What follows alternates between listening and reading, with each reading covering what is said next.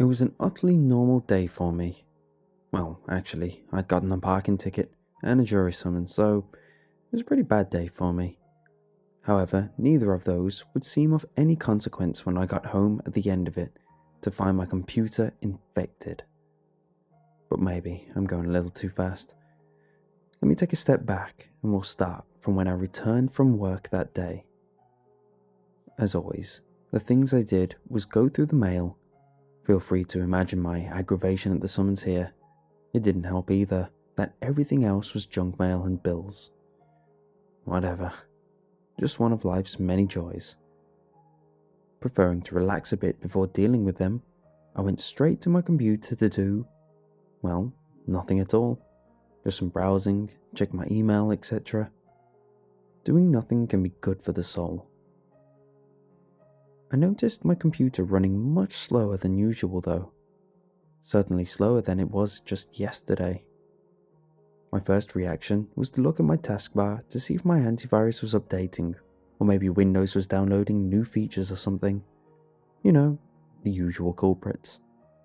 But alas, no such luck. I tried to put up with the slow speeds for a while, just wanting to get a level head before I had to deal with troubleshooting this thing. Yet another nuisance on this day that seemed so ripe for them. Eventually, my patience reached its limit though. My attempts to relax at the terminal having crashed and burned, I went to address this problem now, determined to find a way to wind down if it killed me. Upon opening the My Computer folder, a red flag raised. My hard drive had no free space left on it at all. To put things into perspective, I have a 1TB internal hard drive with almost nothing on it. I got this computer from a friend of mine, much techier than I, and while I don't know nearly as much about computers as she, I know that a terabyte is a lot of space, and that my entire computer didn't even use 10% of it yesterday. Clearly, something was going on, and I suspected some kind of virus or malware. I've heard there are some out there that will create garbage data on your system, flooding it with pointless files just to fill it up and make it run slow. I'd always wondered what possible benefit there could be in this, but my friend told me there are some scammers who will infect your computer with one of these viruses, then try charge you a fee to clean and speed up your PC. Fortunately, I hadn't received any such contact. Yet. Still, my suspicions seemed grounded. I gave up and performed a scan with my antivirus program. A full scan. Sure, one might think a quick scan would be faster, but if it didn't turn up anything and I was then forced to do a full scan afterwards, it would just wind up taking longer than if I went with a full scan from the start. Kind of a roundabout logic, but I just wanted to get this resolved so that I could finally just relax at my computer. I went to watch some TV for a while. Nothing good on. I really just wanted to go browsing. A couple hours later, I heard the little scan complete chime from my speakers and went to go examine the results. No viruses, no malware. I was baffled. However, there was one thing of note on the screen. One file could not be scanned due to corrupted data values. The window had three options: list, report, and dismiss. I clicked list to see the details of the file, and it showed a file that made up a bunch of square characters. Square.anima was the file name. This was no file that I put there, and I'm sure it wasn't there before. I'd never installed any kind of language extensions on my computer, so the file name was written in characters from some other language, maybe Japanese or Arabic or something. I'd also never heard of the .anima file type, but that could wait. The file location was listed in some secluded subfolder of System32. That's where viruses like to hide out, right? I made my way to the folder and examined the file. As expected, It read as an unknown file type. My computer didn't know what program would open it. Not that I had any plans of doing so just yet. Besides, what surprised me more was the file size, or rather, the lack of one. There was no file size listed. That is, it was just a garbled mess of text, if you could call it that. It looked like some sort of glitch, but maybe they were some kind of special characters. I'd seen people make signature art using what looked like garbled messes of text before. One of the first things I learned about computers was that a computer does what you tell it to, not what you want it to. That is, everything happens for a reason. Someone had to program this behavior, make it display like this. I didn't know what the file was, but I knew I didn't need it spamming up my system, as I was sure it was doing. So of course, having found the little bugger, I immediately deleted it. All the problems went away. I was able to browse in peace once again. The traffic ticket was overturned, and I managed to weasel out of my jury duty. That's what I'd like to say. Instead, a little Windows message popped up telling me that the file could not be deleted. Access was denied. There was no question at this point. Definitely some kind of virus. I tried and tried, but nothing I did was able to get rid of the bugger. After 4 attempts, the second window appeared over the usual "cannot delete" message. This one was formatted like a Windows message, except that there was no title in the top bar of the window, and there was only one word of text: "Stop." This was accompanied by 2 choices: yes or no. I considered my options, but knowing that this was a virus, and it was unwillingly going to allow me to delete it, I chose yes. Thankfully, the window terminated as it should have, and I went back to the Explorer window. I decided to do some research, as I probably should have done before messing with that file at all in retrospect. Putting up with the incredibly slow browsing speed, I ran a search for the file name by copying the characters. When that turned up nothing, I just tried to search for the .anima file type, which I'd never heard of. No results. Maybe this was some brand new kind of virus. Maybe the antivirus software hadn't found a way to recognize it yet, and no one online had encountered it thus far. Maybe I was its very first victim. I was outraged. This is just perfect, I said to myself, spewing all sorts of vulgarities, the likes of which would have resulted in no less than a dozen slaps from even the saltiest of nuns. I didn't want to deal with this right now. I didn't want to deal with it ever. But I especially didn't want to deal with it now. I left the computer for a while after that to just find some other way to wind down. I wasn't that successful. The next day, I was still pretty annoyed, but I was at least a little more level-headed than I was the day prior, and this was my weekend, so I would have plenty of time to figure this out. I called up the friend of mine whom I'd gotten the computer from, and she attested that she had no knowledge of any such file on it, nor of how it could have gotten there. She did offer to help me troubleshoot it, thankfully.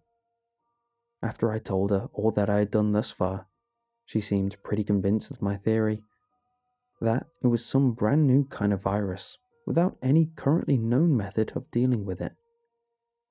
Unfortunately, she wasn't nearly skilled enough to try picking apart an unknown virus fresh off the market, so her help ended there. Great. With nothing left to do, I decided to experiment with the file.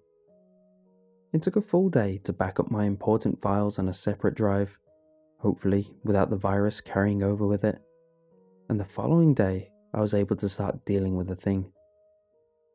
The file wasn't a standalone executable, or it would have run by itself when I double-clicked it. Having no knowledge of what program the file was intended to run with, I started cycling through all the programs on my computer, trying to find something that would work. First up was Notepad. As I've found, a lot of unknown files can be read in text format. This one turned up as a bunch of the missing character box symbols again.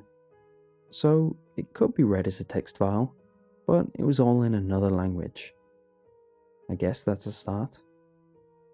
For lack of anything else to try, I continued through the list of programs. Next up was Windows Photo Viewer. I didn't expect anything to happen, since if the file had been opened in Notepad, that meant it had to be some kind of text-based file, right? Well, somehow, Photo Viewer was able to read the thing, and it came up with an image of a nice little suburban house somewhere. If it weren't for the subtle cultural hints, like the buildings in the background and the style of mailbox, I would have assumed it to be an American suburb. Unfortunately, there wasn't any kind of text anywhere in the image, so I couldn't determine the country of origin. I tried to move the window to the side for later, but accidentally closed it instead. So I tried to open the program again with Photo Viewer, and it worked again, but this time I got a different image. This one of the inside of a car driving on a brick road from the driver's perspective. How was this possible? Even assuming the file could be read in both Notepad and Photo Viewer, it's just one file. Opening it should come up with the same result each time. If this was a virus, it seemed to mess with the functions of my machine something fierce. I opened the file once again in Photo Viewer, and this time I got a string of big, bold, white symbols on a black background. I could be wrong, but I'm pretty sure they were Russian characters. Is that where this file is from? Russia? And the images too? Unfortunately, it was an image, so I couldn't copy the text and paste it into a search engine. I was curious though. I decided to take a screenshot of the text so I could look at it later. One print screen and MS Paint open later, I tried to paste what I'd copied. But again, the image wasn't the same. This time, it was a young woman, dressed in formal attire, looking at the camera expectantly. It was the craziest thing. Every time this file appeared on the screen, it was a new image. From there, I used the undo and redo keyboard commands to quickly erase and repaste the image over and over again. Every time, it was something different. A grocery store, a theatre, someone's living room, a man looking into a mirror, a pair of grave sites. After that, the next time I refreshed the image, I got this. It was a black screen with white text that read, "Get out." This made me jump a bit. Was this supposed to be addressed to me? Is this what the Russian text before translated to? Someone had to preload all these images into a slideshow and program them into this file. Maybe there were images of this message in all sorts of languages, and these were just the two I happened to encounter first. Still, something about the big, bold, white text message got to me, and I shut down Paint. Still, I was curious now. I wanted to know what other programs might be able to open this file. I tried Windows Media Player next, curious of how it might interpret the file. Apparently, it read it as audio. But curiously, the little seeker bar didn't move. As the file played, the time count went up, but the bar stayed at the far left, like it might if it were playing some kind of online live stream. The audio was a very clear recording of several people talking in Russian. Hearing it, I was now more certain of what language it was. It was also a hint that I heard dishes clanking and liquid being slurped as the word washed came up from time to time. I could only assume this was a recording of some family dinner or something. Why it was in the file, I have no idea. The audio was pretty mundane. After 5 minutes or so of nothing particularly interesting happening, I closed out and, this time, tried opening it in VLC Media Player. This time, it was read as video. I don't know why it would be any different between the two players, but the same thing happened in VLC, where the time count went up, but the bar never moved. Due to my computer's infection, the video ran extremely choppily. But what I could make out seemed to be a first-person view of someone sitting in an office, working on an assortment of paperwork. At times, I saw the viewer's reflection on his computer monitor, and it looked to be the same man who was looking at himself in the mirror in that image that appeared before. Curious, just to see what happened, I skipped ahead with the seek bar, trying to find the other parts of the video. But as soon as I tried to move it from its position, glued to the left of the side window, VLC crashed and I was forced to shut it down. When I did, another Windows message had appeared beneath the window. Again, no title in the top bar and only one line of text. Stay out. Again, the options were yes and no. Just to see what would happen this time, I clicked no. That may have been a mistake. The window didn't close, but out of nowhere, my computer started whirring as if it were under an incredible strain, and the screen practically locked up. I tried moving my mouse, but I was unable to move out of the stay out window, which still had both options selectable. Thinking that maybe the computer was having trouble processing the command, I once again clicked no. This time, the reaction was even stronger. Countless message windows began popping up over the current one, all of them identical. Stay out, stay out, stay out, stay out. One after another, they rapidly began popping up over the last, slowing my computer to a literal snail's pace. I tried to move the mouse, and it very, very slowly crawled its way away from the no button.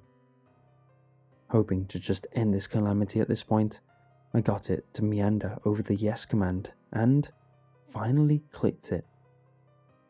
Just like that, the windows stopped appearing and the hard drive stopped whirring, and everything seemed to go back to normal. Or, at least, it went back to the way it was before I clicked no.